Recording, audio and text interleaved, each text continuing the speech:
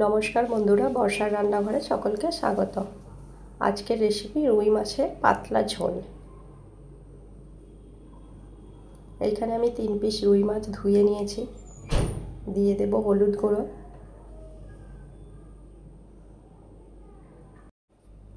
সাথে দিয়ে দেব লবণ। ভালো করে মাখিয়ে নেব।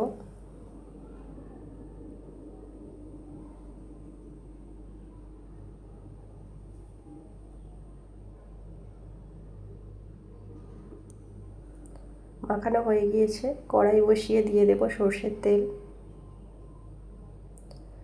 সর্ষের তেল গরম হয়ে গেলে মাছগুলো ছেড়ে দেব।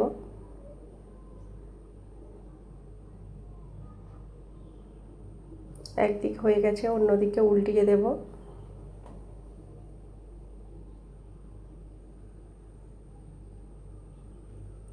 দুই দিকেই ভালোভাবে ভাজা হয়ে গিয়েছে, তুলে নেব। ওই তেলেই দিয়ে দেব কেটে রাখা আলু।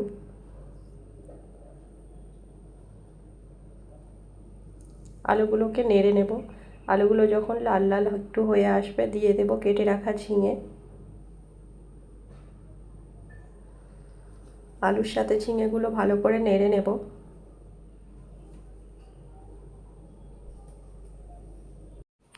ভালো করে ভাজা হয়ে গিয়েছে, দিয়ে দেব একটা মশলা, আদা, জিরে, ধনিয়া, কাঁচা লঙ্কা বাটা। মশলাটা ভালো করে কষাতে থাকবো।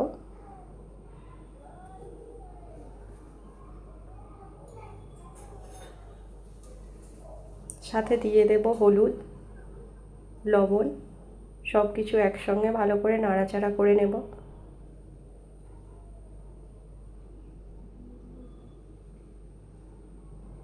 এইভাবেই কিছুক্ষণ কষিয়ে নেব। দিয়ে দেব মশলার বাটি ধোয়া একটু জল। জল দিয়ে আবারও কষাতে থাকবো।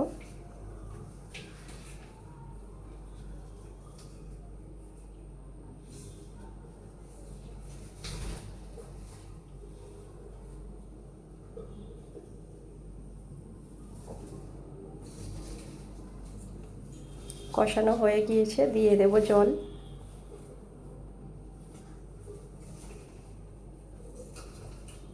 ভালো করে নাড়িয়ে চাড়িয়ে ফুটতে দেব। সবজিগুলো আমাদের সেদ্ধ হয়ে গিয়েছে, অন্য জায়গায় ঢেলে নেব। একটি কড়াই বসিয়ে দিয়ে দেব সর্ষের তেল। তেল গরম হলে দিয়ে দেব একটা শুকনো লঙ্কা ও কালো জিরে। ভালো করে ভেজে নেব।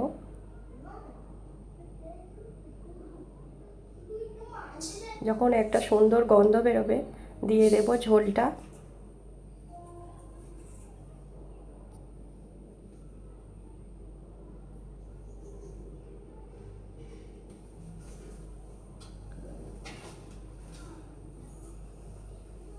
ঝোলটা কিছুক্ষণের জন্য ফুটতে দেব।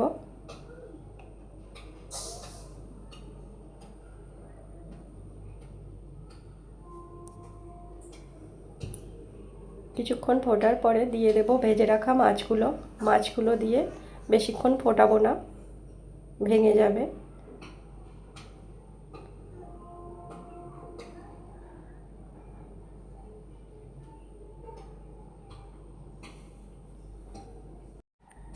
রেসিপিটা আমাদের পুরোপুরি তৈরি হয়ে গিয়েছে। অন্যদিকে আমার ছেলেকে খেতেও দিয়ে দিয়েছি। এই গরমে শরীর সুস্থ রাখার জন্যে দারুণ একটা রেসিপি।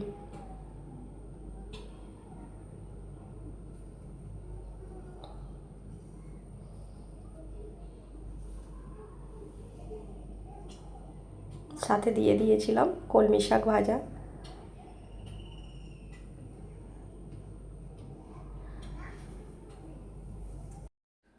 কম তেল মশলায় দারুণ একটা রেসিপি।